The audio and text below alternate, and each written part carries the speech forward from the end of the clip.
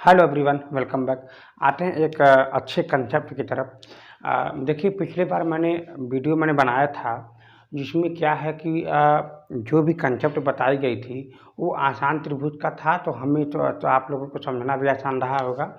लेकिन अब हम लोग आते हैं थोड़ी सी बारीकी से और समझते हैं। थोड़ा सा त्रिभुज मतलब अजीब टाइप का है, जैसे ना कि समद्विबाहु है ना कुछ है, ये विषमबाहु त्रिभुज है। चलिए हम आते हैं कंसेप्ट पर, पहले समझते हैं। दिए गए यहाँ पर जो आपका फिगर दिख रहा है वो आपका एक त्रिभुज है। हम सभी लोग जानते हैं। एक है इसका आप लोग क्या करते हैं, इसका क्षेत्रफल ज्ञात करते हैं। और इन सभी का क्षेत्रफल ज्ञात करने के लिए मैंने बहुत सा कंसेप्ट में बताने की कोशिश करूँगा। और आप लोग ध्यान दीजिएगा, अगर आप बारीकी से समझेंगे तो आपको यहीं कहीं से क्वेश्चन मिलता है।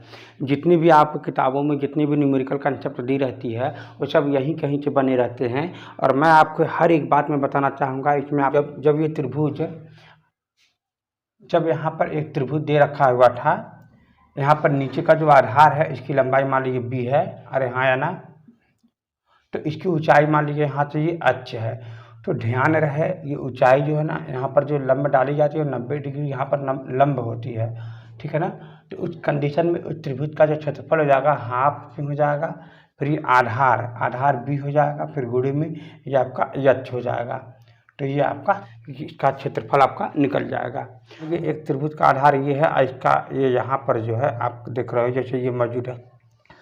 तो हम क्या करेंगे ना, हम आपको पहले ही बताना चाह रहा था कि जो ये आधार की जो लंबाई है इसको b लिया जाता है। इसकी लंबाई अगर देखा जाए यहाँ से लेकर के यहाँ तक कितना है, ये b हो गया। और यहाँ को लंब डालना होगा, यहाँ पर क्या करना होगा, लंब।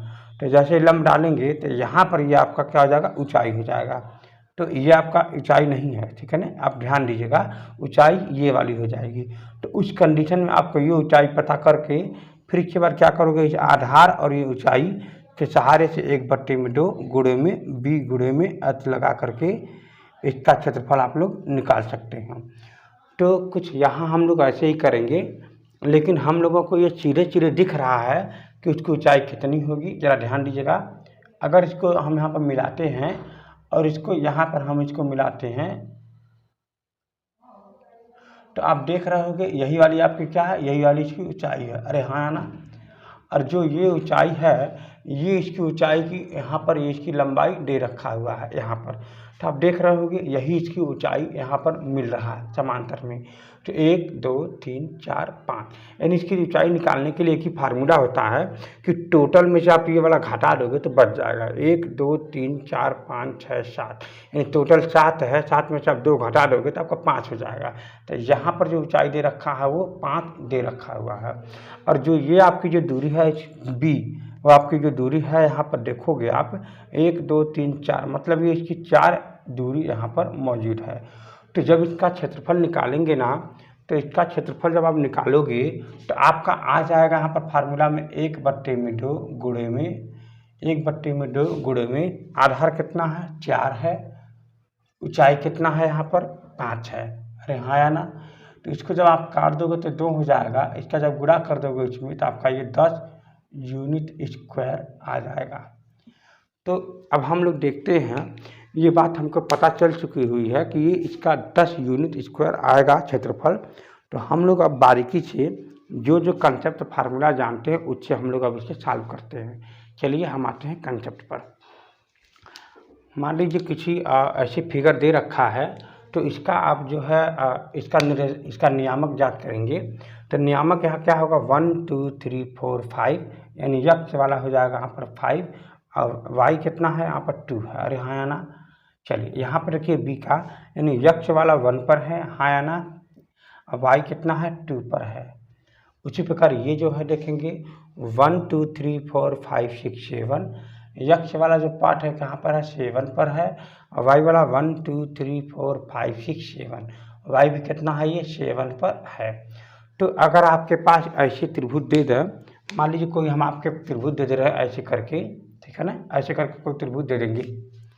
इसका निशान हमको नहीं पता है कि इसके कौन सा त्रिभुज होगा, लेकिन आपको ये बोला जाए कि 7 कामा में 7, और यहाँ पर बोल दिया जाए 1 कामा में 2, और यहाँ बोल दिया जाए 5 कामा में 2 का क्षेत्रफल ज्ञात कीजिए, ये आपका दे सकता है। तो चलिए हम लोग इसको ज्ञात करते हैं दोनों मीटर से, और हम सभी जानते हैं इसका क्षेत्रफल कितना आएगा 10। तो मैं यहाँ पर कंसेप्टली फिगर बनाया था डायग्राम से, क्या फिर नियामक को पॉइंट को रख करके, इसके बाद तब इसका आंसर आया था। लेकिन हम अब क्या करते हैं, अब इसके सहारे से जैसे हमारी किताबों में दे रखा है कि बिंदुओं का निर्देशांक दे देगा या नियामक दे देगा, उसके बाद जो है उसको सॉल्व करने के कहेगा। ये तो कहेगा नहीं कि फिगर सम डिवाइड है या क्या है, ये कोई मतलब नहीं रहता है।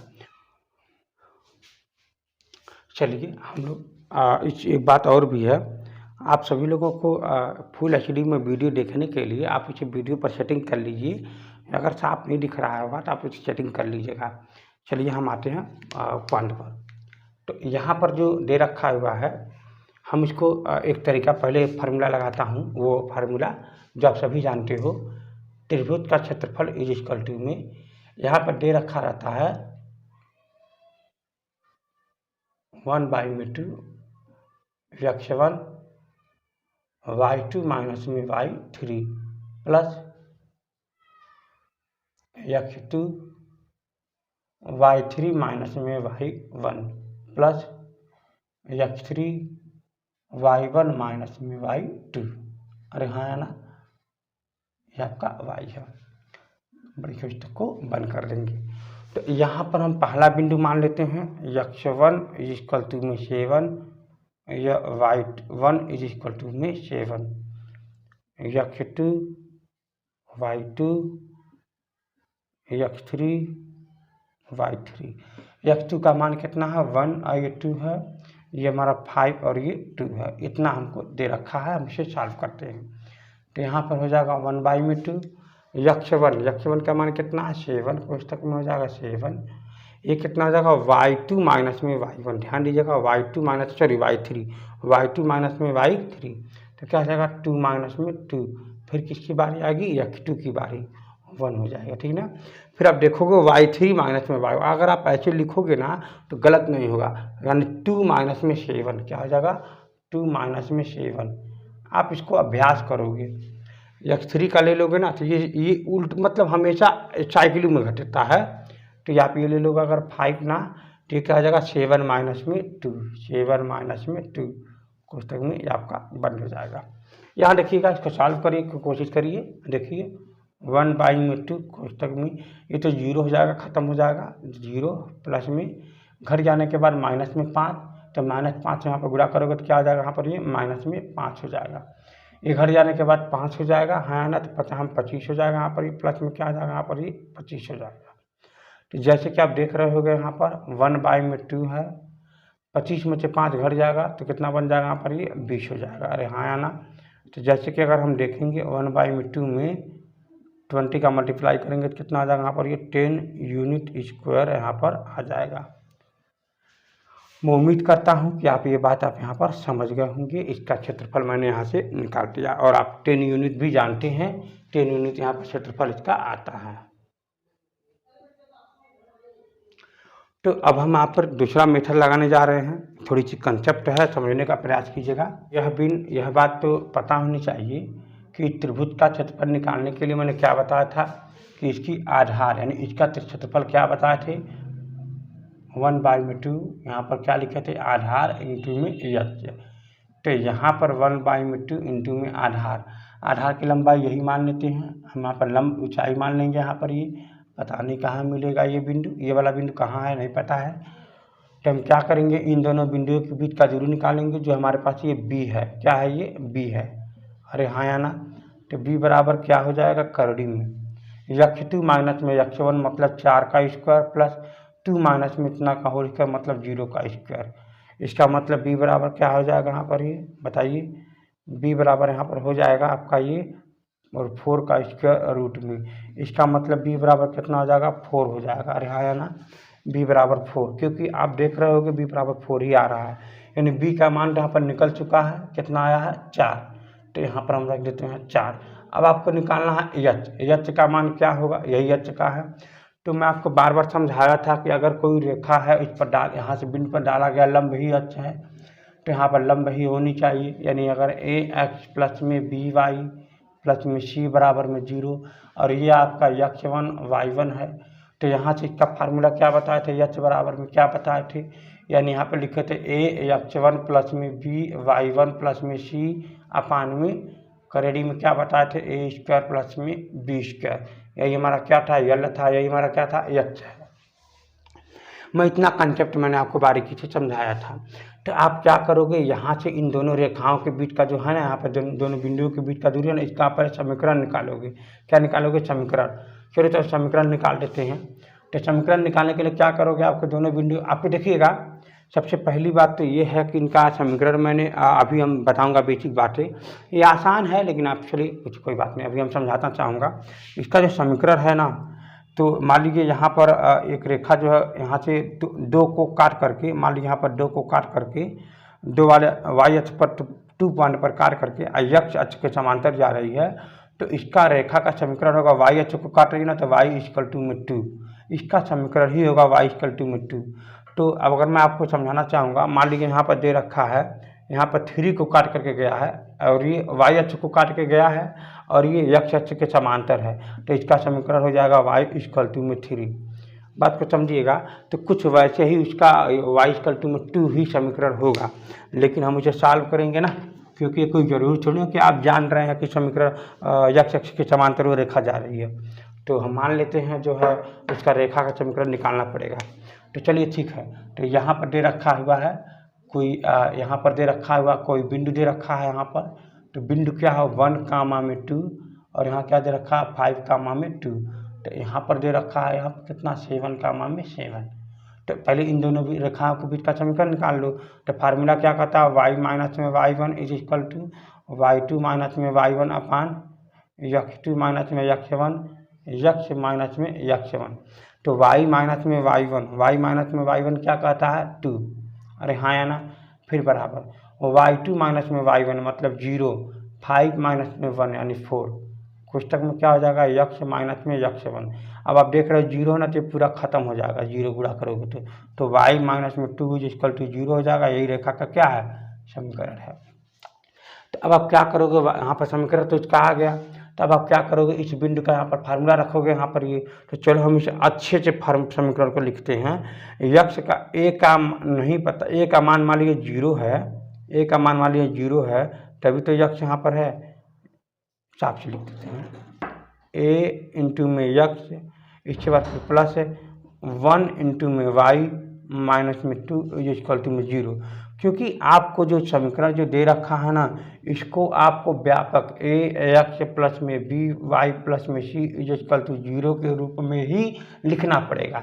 लेकिन आप देख रहे हो वाई के कोएफिशिएंट 1 है तो 1 लिख दिया, लेकिन यक्ष है ना तो यक्ष वाला 0 लिख दिया यहाँ पर। ये मान लीजिए 0 है, कुछ देर के लिए 0 का गुणा करोगे तो खत्म हो जाएगा, लेकिन माइनस में 2 तो है यहाँ पर। तो यहाँ से देखोगे ना, यहाँ से देखोगे ए का मान आपका 0 है, अब बी का मान यहाँ पर 1 है और सी का मान यहाँ पर माइनस में 2 है। यही मैं यहाँ से समझाना चाह रहा था कि आप ये भी जान पाओ कि ए का मान 0 है, इसका मान 1 है, इसका मान यहाँ पर माइनस में 2 है। अब यहाँ रखो, काम हो जाएगा। और x1 का मान आपको पता ही है, x1 का मान यहाँ पर कब पता ही है, y1 का मान यहाँ पर पता ही है। x1 क्या है, 7 संबंधी, 7 का मान में 7 है, ठीक है ना, ये भी आपको मान पता होनी चाहिए।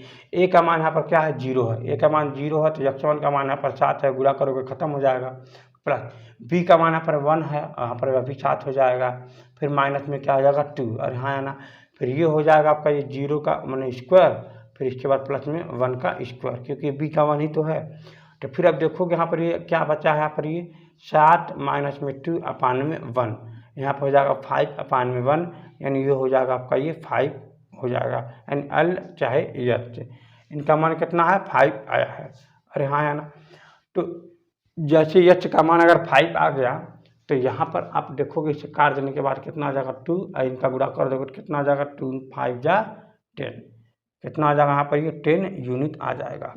हम उम्मीद करता हूँ कि आप ये बात समझ गए होंगे कि कोई ज़रूरी नहीं है कि कहीं हमको बस केवल इस पर लंब की लंबाई याद करना है, ये फार्मूला लगा सकते हो, ठीक है। तो हम लोग अब आगे कंसेप्ट की तरफ बढ़ते हैं। थोड़ा आप लोग मेरा सपोर्ट करिए भाई, वीडियो को शेयर करिए, अपने फ्रेंडों के पास पहुंचाइए, और तभी मेरा इच्छा करेगा बनाने का। आते हैं हम लोग एक नए क्वेश्चन की तरफ आते हैं। एक क्वेश्चन दे रखा हुआ है, जांच कीजिए कि क्या बिंदु 5,2 5 कामा माइनस में 2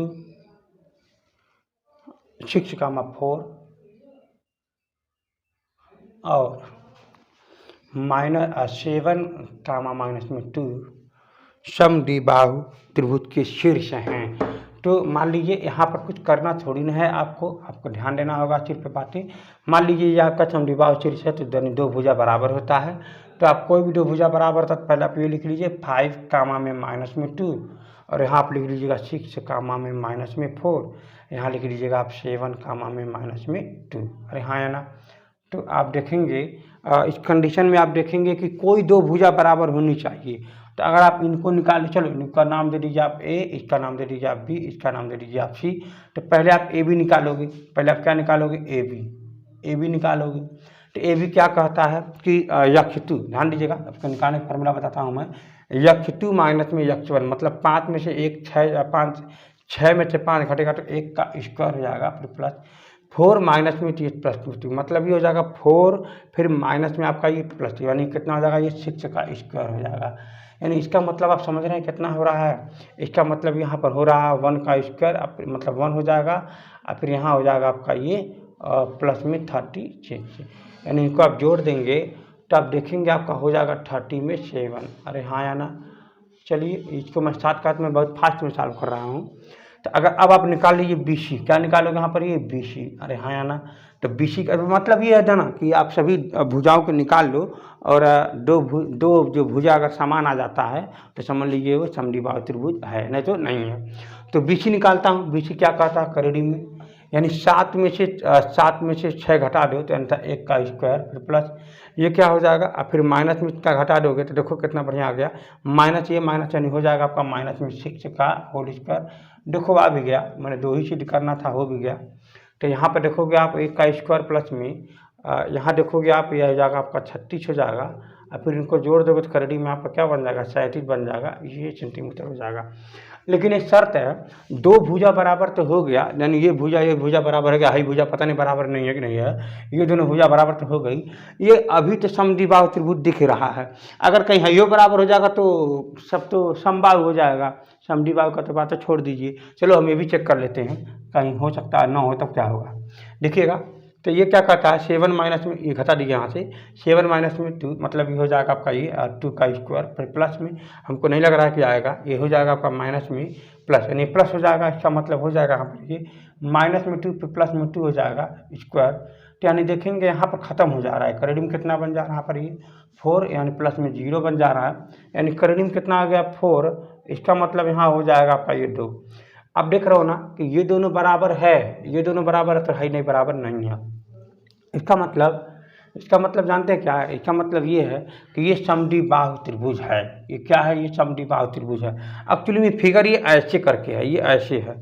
अगर ऐसे आप चीज़ बनाओगे ना तो ये वाला चीज़ ऊपर चला जाएगा, ये वाला ऊपर चला जाएगा और फिर ये वाला इधर आ जाएगा, अब ये वाला नीचे आ जाएगा 5 कामा में माइनस में 2। तो जानते हैं क्या है, हाई दोनों बराबर हो जाएगा, तब हाई दोनों बराबर हो जाएगा। पहले मैंने ये दोनों बराबर कर दी तो गलत है, यानी ये दोनों बराबर है, ठीक ना, ये दोनों बराबर है। आप इसको शीर्षक को ऐसे घुमा देंगे तो आपको फिगर सही बन जाएगा। तो ठीक है, तो हम आते हैं अगले क्वेश्चन की तरफ, देखते हैं क्या अच्छा है। यहाँ पर क्वेश्चन दे रखा हुआ है कि एक समचतुर्भुज का क्षेत्रफल ज्ञात कीजिए जिसके शीर्ष जो हैं, ध्यान दीजिएगा, जिसके शीर्ष जो है यहाँ पर दे रखा है 3 कामा में 0, फिर दे रखा है यहाँ पर ये 4 कामा में 5, फिर यहाँ दे रखा है माइनस में 1 कामा में 4, फिर यहाँ दे रखा है और 2 कामा में माइनस यहाँ पर माइनस में 2 कामा में माइनस में 1, ये आपका दे रखा है, ये है ना सब, ठीक है, चलिए ठीक है। तो यहाँ पर ये क्या कर रहा है, समचतुर्भुज क्या कर रहा है यहाँ पर, ये समचतुर्भुज। तो बहुत अच्छी बात है, यहाँ पर ये आपको समझाना पड़ेगा कि समचतुर्भुज होता क्या है। एक्चुअली में आप एक चतुर्भुज बनाओगे ना, ध्यान दीजिएगा, मान लीजिए आपके पास एक कोई चतुर्भुज बन रहा है, कोई चतुर्भुज बन रहा है, तो जब इसको मिलाओगे आपस में ना, तो कभी कभी देखोगे आप कंडीशन में, मान लीजिए आपके पास ये चतुर्भुज है, ये भी आपका चतुर्भुज है, मान लीजिए यहाँ पर, तो जब इसको मिलाओगे ना तो यहाँ पर 90 डिग्री नहीं मिलेगा, कभी कभी मिलाओगे 90 डिग्री आपको नहीं मिलेगा। तो आपको मैं बात बता दूँ, ऐसा चतुर्भुज होनी चाहिए, ऐसा चतुर्भुज होनी चाहिए सम, ऐसा सम चतुर्भुज होनी चाहिए जिसका सभी भुजा बराबर हो, जिसका सभी भुजा क्या हो, बराबर हो। तो चलिए मैं सभी भुजा यहाँ पर ये बराबर कर दे रहा हूँ, ठीक है ना। ये सभी भुजा क्या हो गए, बराबर हो गए। फिर क्या कह रहा है कि इनके जो विकर्ण है ना वो 90 डिग्री का कोण बनाएंगे। क्या बनाएंगे, आपस में 90 डिग्री का कोण बनाएंगे। तो और सभी भुजा क्या हो, बराबर हो, और विकर्ण जो हो 90 डिग्री का कोण वो बनाए। बस यही इसमें कंसेप्ट को समझना रहता है। और एक बात ये भी है, मैं आपको बता दूं, विकर्ण जो है 90 डिग्री बनाता है जब, तो इसमें बहुत अच्छा है, कंसेप्ट को समझने का बात हो गई यहाँ पर। अगर आप समझेंगे तो आपको बहुत आसान लगेगा, नहीं समझेंगे तो आपको फार्मूला को रटना पड़ जाएगा, याद करना पड़ जाएगा। समझिए, मैं फिर से बताता हूँ। मान लीजिए कोई ऐसा चतुर्भुज हो जिसकी चारों भुजा जो है बराबर हो, चारों भुजा बराबर से। अगर मैं बात करूँगी ऐसे भी बन सकता है, ठीक है ना, ऐसे भी बन सकता है। तो इसकी जो लंब है, इसकी जहाँ पर लंब जो डाला गया है विकर्ण, तो 90 डिग्री बनता है। तो हम क्या करते हैं, हम इसको अलग करते हैं, इस वाले पार्ट को पहले समझने का प्रयास कीजिएगा, और इसको भी हम अलग करते हैं, इस वाले पार्ट को। मान लीजिए समझाने की कोशिश कर रहा हूँ। तो यहाँ पर जो इसका लंब विकर्ण है, यहाँ पर आधा विकर्ण टूट गया है, ये आधा विकर्ण इधर कर दिया, आधा विकर्ण इधर, लेकिन हाँ ये 90 डिग्री का कोण ही है, ध्यान दीजिएगा। तो अगर कुछ देर के लिए ये समझा जाए कि ये कुछ देर के लिए समझा जाए कि ये पूरा विकर्ण था ना, ये पूरा विकर्ण था ना, ध्यान दीजिएगा। तो जब ये पूरा विकर्ण था तो इसको जो विकर्ण को आप बोलोगे h बाई में 2 बोलोगे, हाँ या ना। तो चलिए इसको आप यच मान लो, कोई दिक्कत नहीं है, यच मान ही लो, यच हो जाएगा, ये भी यच हो जाएगा। और ये जो विकर्ण यहाँ पर मान लीजिए आप यहाँ से यहाँ तक, मान लीजिए आप इसको डी मान लीजिए, क्या मान लीजिए, डी। तो ये भी एक डी है, ये भी एक डी है। तो इसका फार्मूला क्या कहता है, 1/2 गुणे में h इंटू में डी। इसका क्या निकालोगे आप, 1/2 गुणे में h इंटू में डी, अरे हाँ या ना। तो फिर जब इन दोनों को जोड़ोगे, क्या करोगे, इन दोनों को जोड़ोगे, बात को समझिएगा। तो हमें इस बात को जानकारी नहीं है कि ये दोनों सेम है, बात को बहुत बारीकी समझिएगा। ये यच है तो ये यच दैट मान लीजिए, ठीक ना, और इसको आप इसको यच दैट मान लीजिए, क्योंकि कोई ज़रूरी थोड़ी ना कि एकदम करंटली यच ही ऊंचाई पे टूटेगा, कोई ज़रूरी थोड़ी ना है। लेकिन हाँ ये वाला जो लाइन जो है ना, ये दोनों बराबर ही रहेंगे, इसलिए डी डी ही माना गया यहाँ पर, ठीक है। यहाँ पर यच दैट मान लीजिए। तो जब इन दोनों को जोड़ोगे तो एक समद्विबाहु त्रिभुज का निर्माण, मतलब ये जो है समचतुर्भुज का निर्माण होगा। इसका मतलब ये हुआ कि यहाँ पर देखोगे आप जोड़ने के बाद हाफ यहाँ पर कॉमन ले लो, क्योंकि यहाँ पर ये हाफ कॉमन ले लोगे, और इंटू में डी भी कॉमन ले लो, क्योंकि डी भी यहाँ पर कॉमन ले लोगे जोड़ने के बाद, क्योंकि दोनों जोड़ना है। तो यहाँ पर देखोगे यच, फिर प्लस में यच दैट, क्या है, जोड़ दोगे। तो यच प्लस में यच दैट क्या है, ये पूरी की पूरी यहाँ से क्या है, लंबाई है ना, बोलिए हाँ ना, लंबाई है। इसका मतलब ये हुआ, अगर इस लंबाई को मान लेते हैं D2, क्या मान लेते हैं, D2। अब इसको मान लेते हैं D1, यहाँ से यहाँ तक लंबाई को। तो चलिए, तो यहाँ देखोगे आप 1/2 गुणे में D प्लस में फिर यहाँ पर D2 मान, बात को समझिएगा। और ये D1, ये जो D है वो क्या है, D1 है। तो इसका मतलब ये होगा कि चतुर्भुज का जो क्षेत्रफल निकलेगा 1/2 गुणे में D1 प्लस में D2, कहीं न कहीं वो आपका त्रिभुज जो है ना, ये वाला जो त्रिभुज है ना, इसी ऊंचाई यच मान लो, इसकी लंबाई डी मान लो यहाँ से, और इसका जो क्षेत्रफल होगा 1/2 गुणे में यच इंटू में डी हो जाएगा। इसी के संबंध से ये जो फार्मूला है बनाया गया है। मेरी बात बारीकी से समझने का प्रयास करिएगा। तो जब हम क्या करेंगे, दोनों डायगोनल, मतलब जो डायगोनल मतलब विकर्ण को क्या करेंगे, जोड़ देंगे, और जो मतलब गुणा, मतलब क्या करेंगे, दोनों विकर्ण को आपस में गुणा करके फिर हम आधा कर देंगे, तो पूरा समचतुर्भुज का क्षेत्रफल निकल जाएगा। चलिए, तो हम लोग बारीकी समझना स्टार्ट करते हैं, इसका निकालते हैं।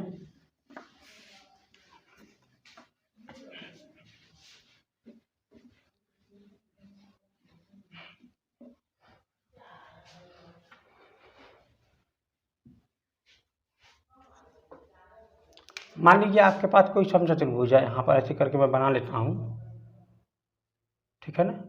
तो यहाँ पर आप देखोगे, इसका मान लीजिए आप 3 कामा में 0 है, ये मान लीजिए आप 4 कामा में 5 है, ये मान लीजिए माइनस में 1 कामा में 4 है, ये मान लीजिए माइनस में 2 कामा में माइनस में 1 है, अरे हाँ ना। तो इनकी बीच की दूरी मान लीजिए आप D1 है, इनकी बीच की दूरी मान लीजिए आप D2 है, अरे हाँ ना। तो आप देखोगे क्या, आप देखोगे कि आप D1 निकालने के लिए मतलब इन दोनों के बीच की दूरी चाहिए।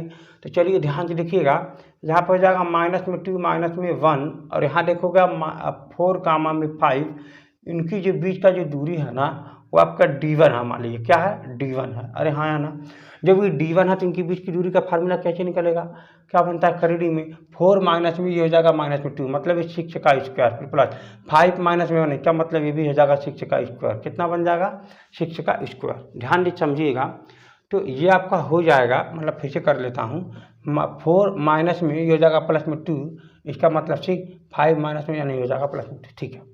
तो ये आपका हो जाएगा करीडी यानी 2 6 का स्क्वायर, यानी ये हो जाएगा आपका, ये 6 बाहर आ जाएगा तो 6 करीडी में 2 हो जाएगा। अरे हाँ है ना, यानी यहाँ से यहाँ तक की लंबाई जो है ना 6 करीडी में 2 हो जाएगी। अगर मैं बात करूँ इसकी यहाँ से लेकर के यहाँ तक की लंबाई जो यहाँ पर दे रखा हुआ है 3 कामा में 0, और यहाँ दे रखा हुआ माइनस में 1 कामा में 4। अरे हाँ है ना, तो इनकी बीच की दूरी जो है ना वो आपका D2 मान लीजिए यहाँ पर। तो D2 निकालने के लिए क्या कहता है करीडी में, क्या कहता है माइनस में 1 माइनस में आपका हो जाएगा 3, मतलब माइनस में 4 हो जाएगा। अरे हाँ है ना, जुड़ जाएगा ना, प्लस ये 4 माइनस में आपका 0, इसका मतलब 4 का ही स्क्वायर हो जाएगा।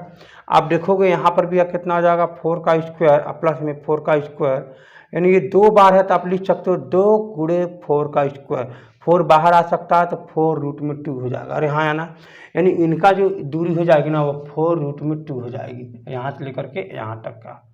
तो अब आप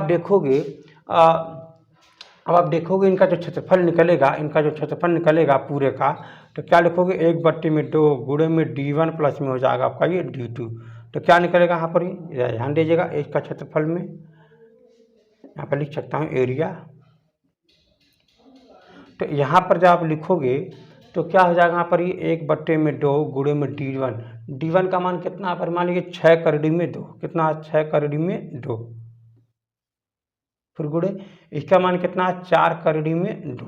तो आप देखोगे कि करीडी में 2 का गुणा करीडी में 2 गुण करेंगे 2 हो जाएगा, इसका मतलब 1/2 गुणे में 6 4 हो जाएगा 24 है, 2 2 कैंसिल हो जाएगा तो आपका हो जाएगा 24 यूनिट हो जाएगा स्क्वायर।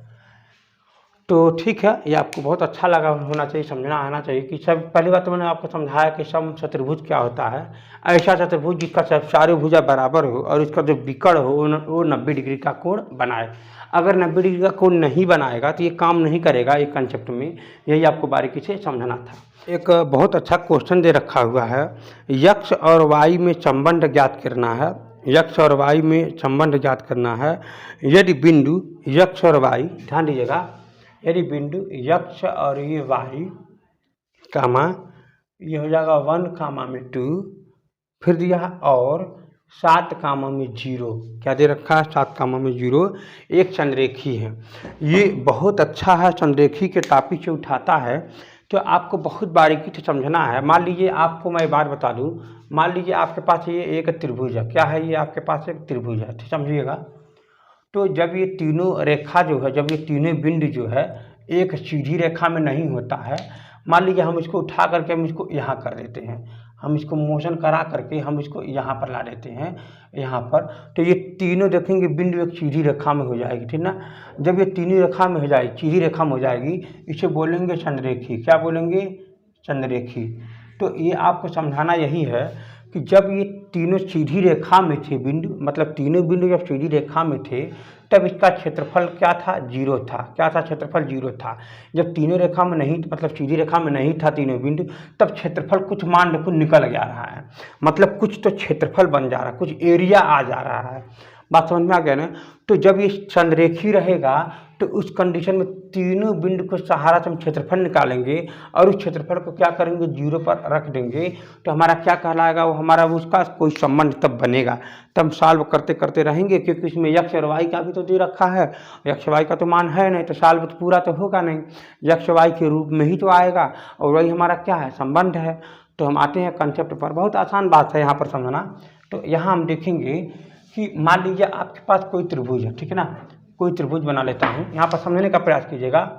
अगर त्रिभुज है, इसका बिंदु यहाँ पर दे देता हूँ x कामा में y, 1 कामा में 2, दे देता हूँ 7 कामा में 0। तो यहाँ पर संरेख होने के लिए 0 होना चाहिए, इसका क्षेत्रफल क्या होना चाहिए 0, बात को समझिएगा, इसका क्षेत्रफल क्या होना चाहिए 0, तभी ये तीनों बिंदु क्या संरेखी हैं। तो आपको मैं बार बता दूं, क्षेत्रफल पर जीरो होनी चाहिए। तो क्षेत्रफल का फार्मूला क्या होगा यहाँ पर, ये 1/m² गुणे में पुस्तक में आप लिखिएगा x1 y2 माइनस में y1 y3 प्लस x2, यहाँ हो जाएगा आपका ये y3 माइनस में y1 फिर प्लस x3, ये हो जाएगा y2 y1 माइनस में y2। अरे हाँ है ना, इतनी बात आपको जानना होगा, ठीक है ना। तो चलिए देखते हैं। तो यहाँ पर हो जाएगा आपका फार्मूला रखेंगे यहाँ पर ये 1/m² पुस्तक में x1 का मान आप रखिए यहाँ पर बारी बीच रखेंगे। तो क्या बन जाएगा यहाँ पर x1 बराबर में x, y1 बराबर में y, ठीक है। और यहाँ पर रखेंगे आप 1 और यहाँ लिख देंगे आप 2, यहाँ लिख देंगे आप 7, यहाँ लिख देंगे आप 0। तो ये हो जाएगा y2, ये हो जाएगा y3, ये हो जाएगा x1 x2, ये हो जाएगा आपका ये x3। अरे हाँ है ना। तो यहाँ से जैसे ही रखेंगे तो ये आपका हो जाएगा x कोष्टक में y2 माइनस में y1, y2 माइनस में y3, यानी इसके बाद ये घटेगा। तो क्या बन जाएगा 2 माइनस में 0 फिर प्लस ये क्या बन जाएगा x2 का मान कितना 1, फिर क्या लिखोगे x2 y3 माइनस में y1, मतलब ये नीचे करके घटेगा। तो क्या लिखोगे 0 माइनस में 2 y, 0 माइनस में y, फिर क्या बन जाएगा x3 का मान कितना 7, फिर यहाँ क्या बन जाएगा y, ये हो गया ना। तो ये हो जाएगा आपका ये y1 माइनस में y2, यानी हो जाएगा y माइनस में 2। अरे हाँ है ना। तो ठीक है, तो आप अगले का हाँ इसे आप सॉल्व करिए, देखिएगा 1/m² कोष्टक में क्या बन जाएगा यहाँ पर ये 2x प्लस में यहाँ पे इसका मल्टीप्लाई करेंगे क्या बन जाएगा माइनस में क्या बन जाएगा y बन जाएगा। फिर यहाँ आप देखेंगे प्लस में, इसको आप सॉल्व करेंगे तो क्या बन जाएगा 7 में y माइनस में हो जाएगा आपका ये 7 दूना 14। फिर देखिएगा इसका जब आप मल्टीप्लाई करेंगे सॉल्व करेंगे तो आप देखेंगे यहाँ पर बराबर क्षेत्रफल क्या आना चाहिए 0 आना चाहिए। क्या आना चाहिए 0। तो 2 का गुणा यहाँ पर करेंगे खत्म हो जाएगा 0 में, तो क्या बन जाएगा 0। तो इसका मतलब ये हो जाएगा 2x प्लस माइनस में y प्लस में 7 में y माइनस में 14 बराबर में 0। ध्यान दीजिएगा। तो आपको मैंने क्या बताया हूँ, इसको मैंने यहाँ से क्या किया है, 2 को मैंने यहाँ पर भाग है ना, इधर जाएगा गुणा हो जाएगा, बाकी 0 हो जाएगा, इसको मैंने इधर लिख दिया है, बाकी का तो मैंने इधर लिखा है। इसका मतलब ये हुआ, आप देख पा रहे होगे कि 7 में y में से 1 y घट जाएगा तो आपका बच जाएगा आपका यहाँ पर ये 6 में y, लेकिन इसके पहले आपको प्लस में लिखना होगा 2 में x। ये प्लस कैसे है, क्योंकि प्लस वाला ही बचा है, माइनस में 14 बराबर में 0। अरे हाँ या ना।